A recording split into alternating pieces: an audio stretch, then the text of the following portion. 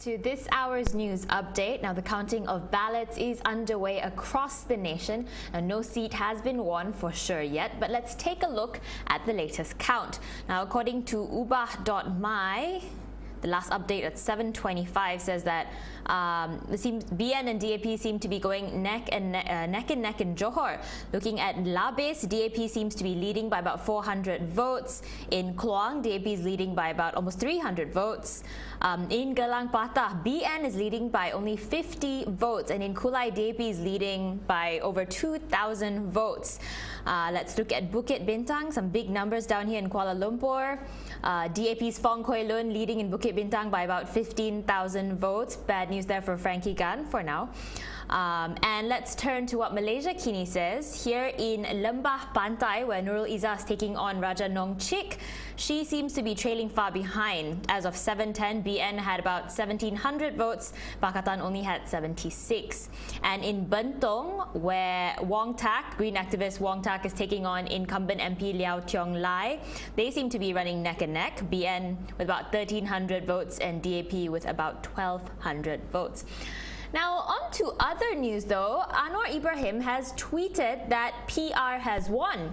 He wrote 43 minutes ago that we urge UMNO and the EC to not attempt to hijack the results. And we've just got word that Anwar has called for a press conference at 9 p.m. So we don't know what that means just yet, but we're going to keep you posted. And in our news update of the last hour, we discussed fights that broke out in Air Puteh in Penang earlier today, and we've just got some new visuals that we'd like to show you of the fight that broke up.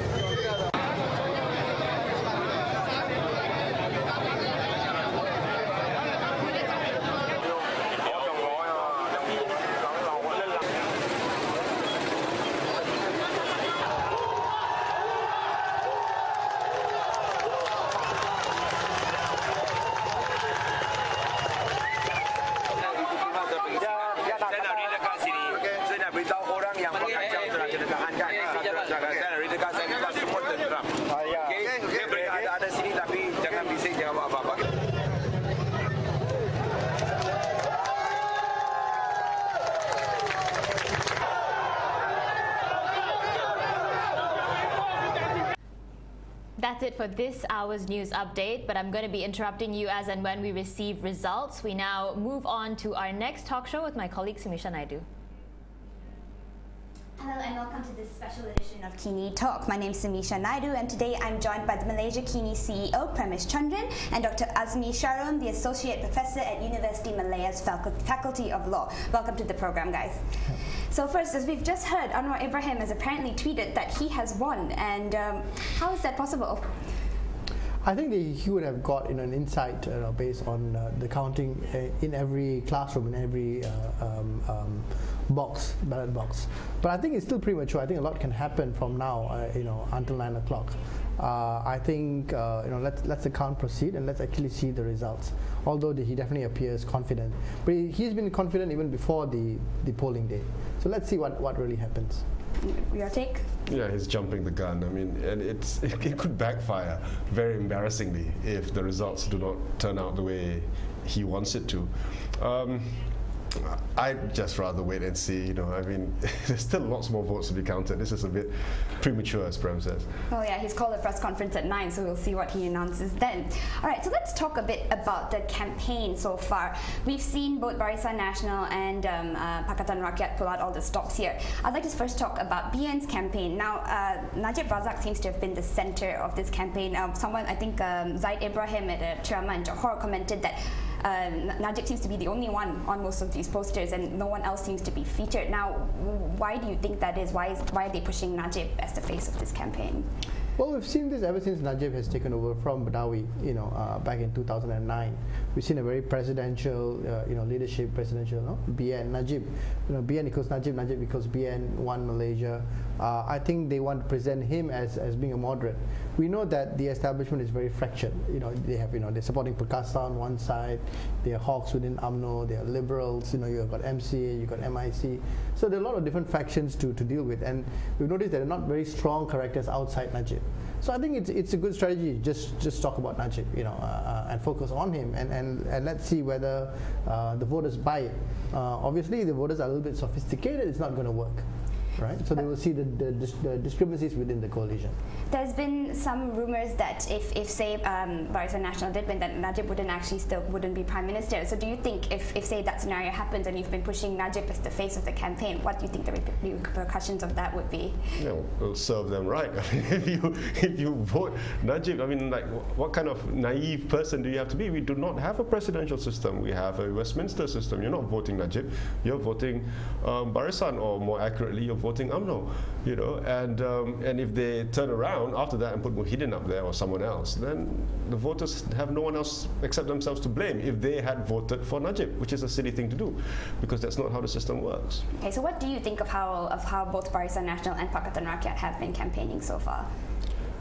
Well, I think the Barisan campaign has been following its tried and tested method of promising a lot of good things and using instant goodies to get people along onto their side.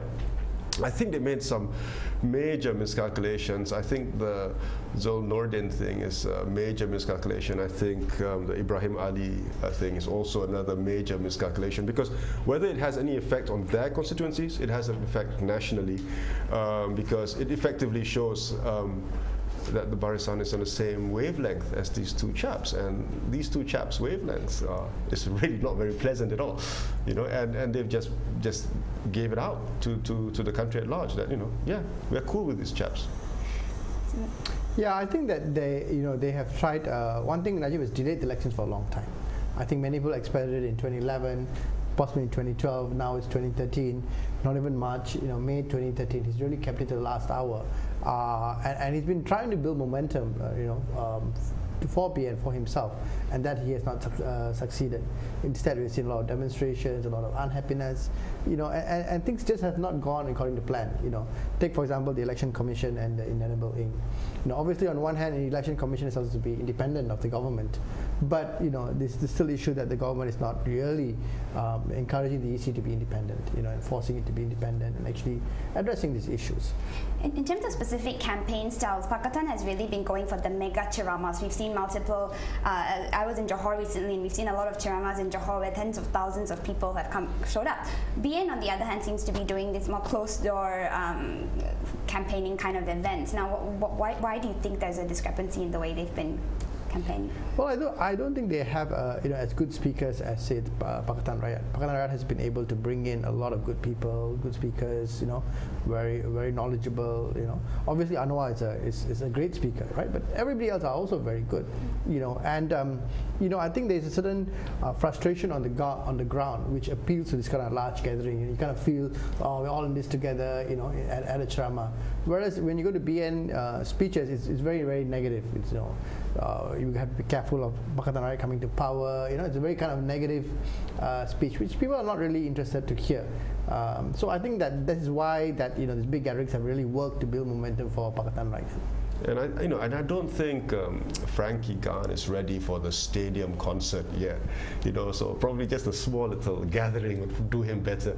I agree. I mean, if you look at the characters involved, there really isn't anyone in Barisan which captures your imagination. There isn't anyone there you think, okay, I want to listen to this chap. There's a lot more in Pakatan with regards to that charismatic kind of politician, vibrant. And if you look at the figures as well, the vast majority of Barisan candidates are actually quite old.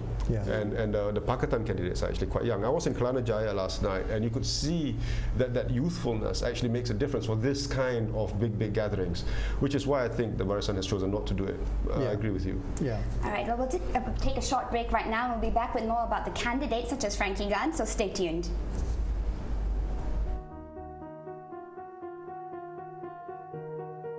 And I think we have to have a new kind of BN. PN that is more open. Well, we are really soldiers in the sense that you are an agent for change. So you should not do something because it is easy. You have to do it because it's right. I am not under any illusions to think that this is going to be an easy fight. There are many who have benefited from the transformation program. Of course, there are areas that still need to be further improved. I'm not saying that all is perfectly implemented.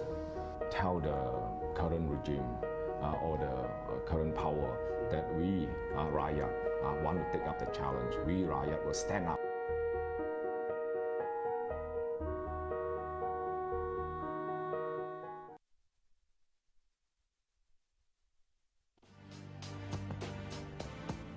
It is time for us to practice new politics that includes integrity, new governance framework, innovations in democracy, and progressive political thoughts. Because we are moving towards non-racial politics, and 39% of Malaysians would like to identify themselves as Malaysian rather than as Chinese, Indian, or Malay. It boils down to one simple method, one simple message, which governments can ensure there is a common agenda for our nation building. Is it Barisan Nasional, or is it that my friends from Pakatan? Now, how is Barisan Nasional going to pay for all the promises they promised last Saturday?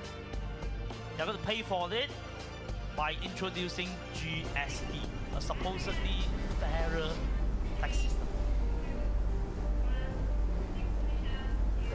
Hi and welcome back to Kini Talk. We're here with Premesh, Chandran and Azmi, Sharom, and just talking a bit about the elections. We were talking earlier about campaigns and candidates, and you were talking about Frankie Gunn, and I was just looking at these interesting characters during the campaign. First of all though, do you think people are voting for candidates or the parties? I think it's party. My feeling is it's party. And we can see this in for example, Bukit Gasing, where there are a couple of independent candidates for the state seat, and these chaps are local chaps, you know. But I don't think they're going to get very far at this stage. It's very much clearly party, as far as I can tell. Yeah, I think that they have, you know, both parties present different aspirations for the country. You know, one is talking about reform, a big change, you know, going away from the 55 years of rule, changing how politics works, and BN is presenting more of the same, right? So I think most people will decide based on that. I think when you get a situation where both parties are very similar, then people will start looking at candidates. Some will say, like in the US, Democrats and Republicans may not be that much of a difference on certain issues. But definitely in Malaysia, the gulf between what BN presents and what Pakatan presents is so wide that you really have, even you might actually like the candidate, you still have to kind of vote based on party lines. Yeah, there's some deep philosophical differences. Economically, I don't see much difference between the two, but there's some deep philosophical differences between the two coalitions. And there's also some promises made by Pakatan which is not even touched by Barisan. For example, institutional changes, which would appeal to those to the more, well, you know, I don't mean to sound like I'm dissing anyone, but the more sophisticated voter would like that kind of approach, you know, where we are going to change the institutions. Because it's not the people that matter to a certain extent. If the institutions are strong, then it doesn't matter who's in power or who's not in power. Sorry to interrupt you, Dr. Azmi, but apparently unofficially BN has won a parliamentary seat in Putrajaya, so maybe I don't know what that says about the campaign or about the party or the candidate, but well, it's not really a surprise, is it, Putrajaya? Yeah, it's the smallest seat. It's 15,000 voters. It's the smallest among all parliamentary seats in Malaysia. Obviously, a lot of civil servants in the capital. Hussam Musa, the candidate from PAS, obviously, you know, put up a good fight. I would like to know what the actual votes are. I'm sure we'll hear about it sooner or later. But you know, it's a long way to go. It's 222 seats, so let's see. You can show us a bit about Putrajaya if you like. I'm not sure whether we have. You don't have any in terms of the statistics. Let me just. Yeah, it would be interesting to see whether it's more than the last time.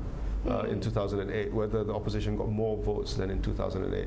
I don't think anyone had any serious doubts that Putrajaya was going to not go to Barisan, but it would be good to see what the actual numbers are. I think they did have massive turnout. I mean, PAS had a massive turnout at the Achiramas, and it sort of gave them some hope. Yeah. Glimmer of hope, That's but true. you know. Yeah. Okay. Well, in terms of, all right, let's talk about a few candidates that stand out. One has been, of course, Frankie Gunn. And if you could just play the clip of Frankie Gunn, we have him. He has a bit of a vocal talent, a bit of a singer. Malaysians love their singers. All right, standing by for the video.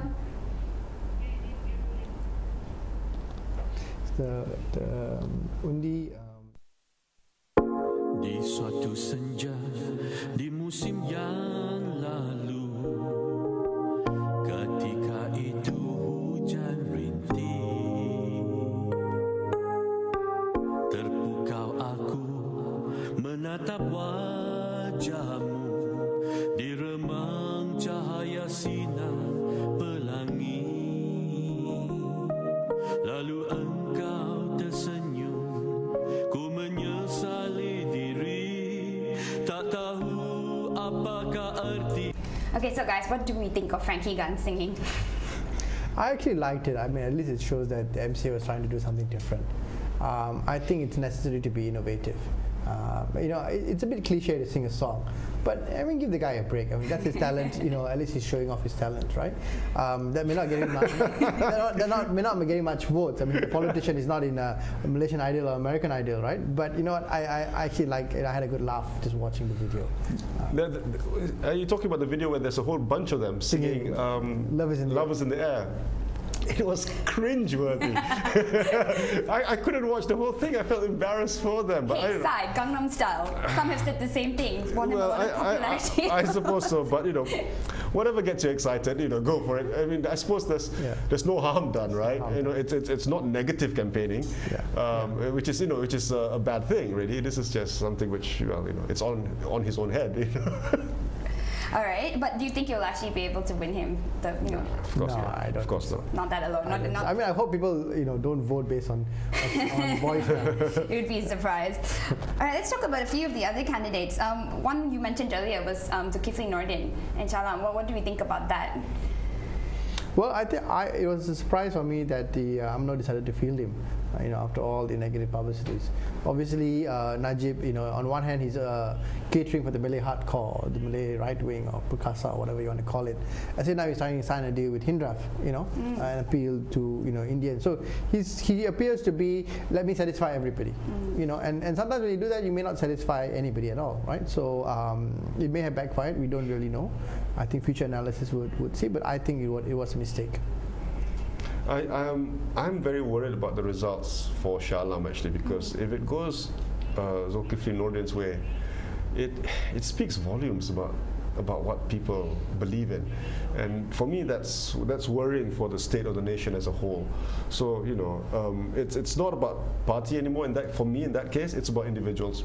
It's about one man who's portraying himself as a much more progressive and inclusive person, and another one who is, exclusive and dangerous in my point of view. Pakistan's actually really been using that as part of India campaign. Like, I have attended some shiramas where there was a mostly Indian majority crowd, and Zulkifli Nordin's name came up multiple times, and in several different shiramas that I've attended. Do you think this will actually swing some of the Indian support for the coalition at large towards the Pakistan direction because BN made such a decision? Yeah, I think it could. I mean, both the combination of Zulkifli Nordin and Ibrahim Ali could actually swing some fence sitters, you know. But I long for the day when a Malay voter looks at that and says, "No, this guy is not right. You know, this is not the way it should be." But I don't know whether that day will come, lah. Yeah, I concur with Azmi. I mean, it's one thing for example, to use his name, you know, to appeal to non-Malays and say this guy is, you know, racist. But you know, a time has to come where Malaysians across the board say no to this sort of behavior, this sort of language, you know. And we need to say across the board we need to be more inclusive.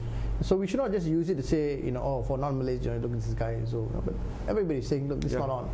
We want to move forward as a country, as a nation, and we want politicians who, you know, can work with all different ethnic groups.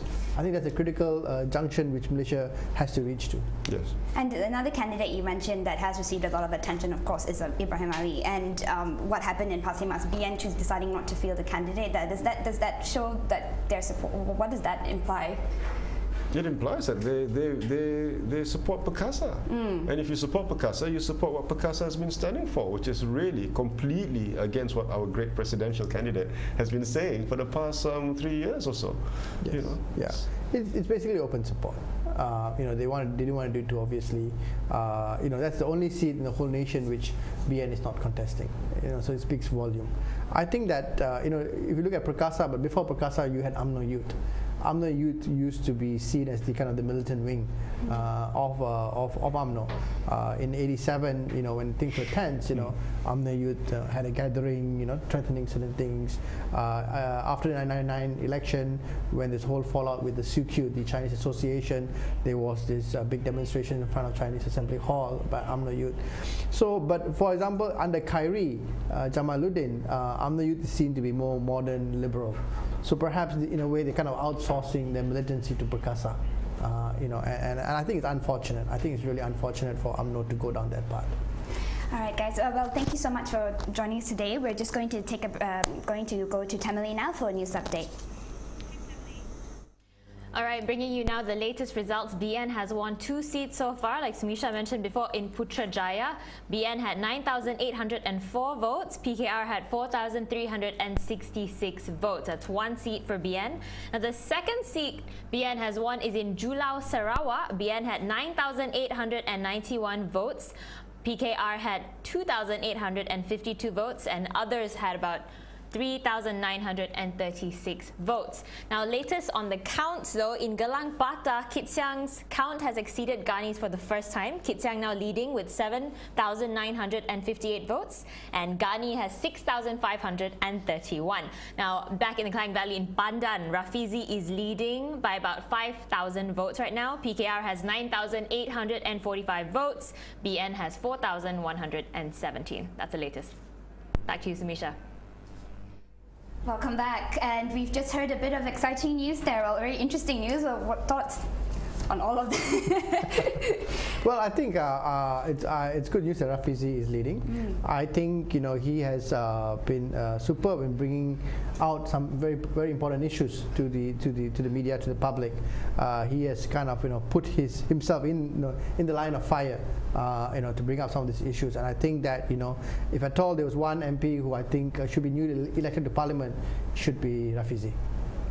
Yeah, but I think MCA probably made a mess of that particular constituency as well, didn't they? I mean, you know, the incumbent was quite popular, but because of internal politics, they left him out and put in a Gary something, isn't it? A young, unknown chap. And so they might have shot themselves in the foot. But having said that, it is good to see a politician who's known because of fairly substantive work, as opposed to just making lots of noises. And Rafizi is one of those. And interestingly as well, for the first time tonight, Lim Kit Siang has overtaken Ghani, and earlier everyone was a bit worried because Ghani had been leading. What's your prediction for the Gelang Patah seat at least? I think it's hard to say. I think it's a really interesting battle. You know, it's not often that DAP faces off in such a seat with a very sizable Malay vote. Again, we have seen the situation is that, is it really possible for Malays to vote for DAP, a Chinese candidate within DAP, instead of, for example, you know, a Malay candidate in PKR or a Chinese candidate in PKR? You know, I mean, vice versa is also very important. Can, you know, Chinese accept a past candidate, you know, a Muslim past candidate? So I think that you know, Gelang Patah will be very interesting in seeing that if Kit Siang can win, to what extent can both Muslims and non-Muslims, especially Muslims, accept him. You know, and I'm looking forward. Obviously, Ghani is a very commendable politician, having led, you know, Johor Bahru for many years. You know, he's been using this term, you know, being an old friend of Johor, and it's interesting. I think I wouldn't put it past him for him to win. So it's something that we all keeping an eye out. And what's your take on that? It's a toss of a coin, really. It's that close. I was surprised that Kit Siang would risk something as big as this, but the payoff could be huge. we shall have to wait and see. Yeah, the turnout of the Chinese voters in his constituency has been incredible at the DAP chairman, having been there and seeing it myself. But their challenge remains trying to convince the Malay voters that DAP is not just a Chinese party, which is a sentiment we came across time and time again. And it's something they've tried to abate when they've been campaigning. They've actually been giving out flyers saying that, past at least, saying that a DAP candidate couldn't possibly be the Prime Minister, trying to reassure and saying that DAP is not a communist party, so we'll see how that goes.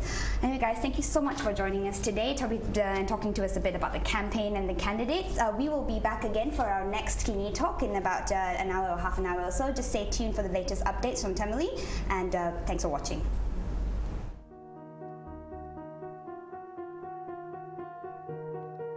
And I think we have to have a new kind of BN.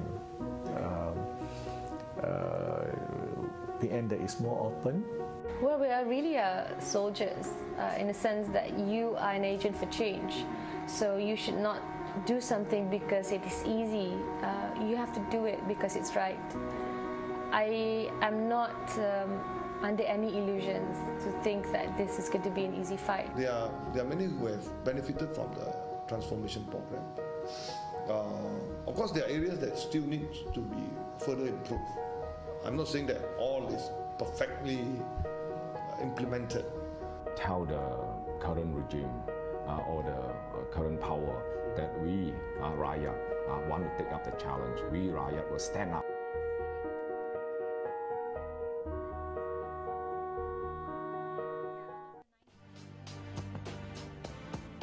It is time for us to practice new politics that includes integrity, new governance framework, innovations in democracy, and progressive political thoughts.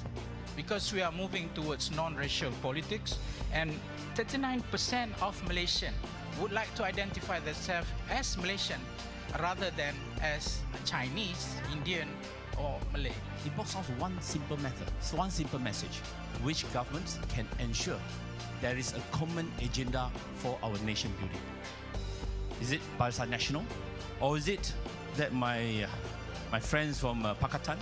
Now, how is Barisan Nasional going to pay for all the promises they promised last Saturday? They're going to pay for it by introducing GST, a supposedly fairer tax system.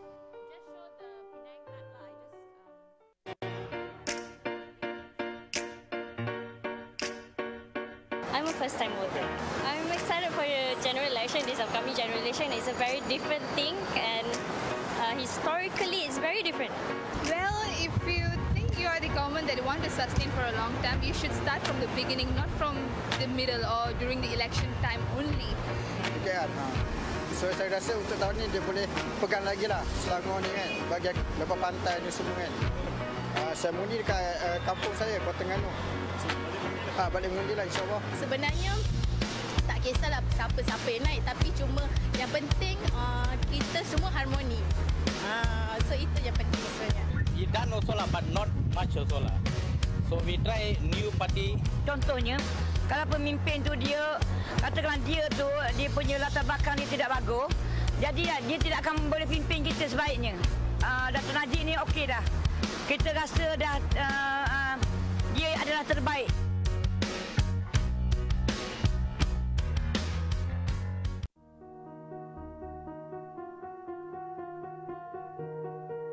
UMNO Youth has been transformed from being this rabid, radical, ethnocentric, right-wing Malay rights organization to one that's more service-oriented. I don't think any of the Malays want to succeed and to be branded, you are successful because you benefit from race politics and the programs. We want to be known that we can stand on our own. Barisan Nasional have a very clear directions. Okay. We have our visions, our missions. We are the ruling parties. We want to bring our countries to developed countries as in the year 2020. And yet today we are running on 1.6 billion with record surpluses of 180 million. And that is despite giving out so many welfare benefits to the people in need throughout the state of Selangor.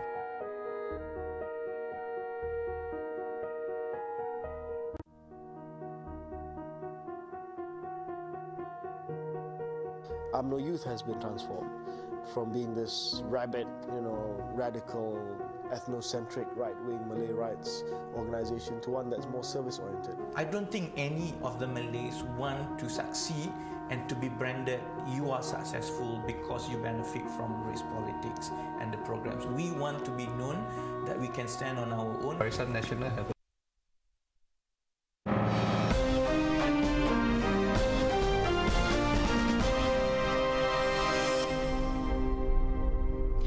Welcome to the latest news update. Now, more news coming from Penang. According to China Press, DAP has won all 19 seats they contested there. Now, this is 19 out of the 40 state seats in Penang. This means that BN Penang Chief Teng Chang Yao has lost in Bukit Tengah, taking with it his plans to be Chief Minister.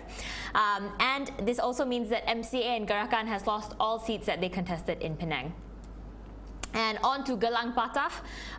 DAP is leading now, Lim Kit Siang with 8,693 votes. Barisan Nasional's Abdul Ghani Othman, 6,931 votes.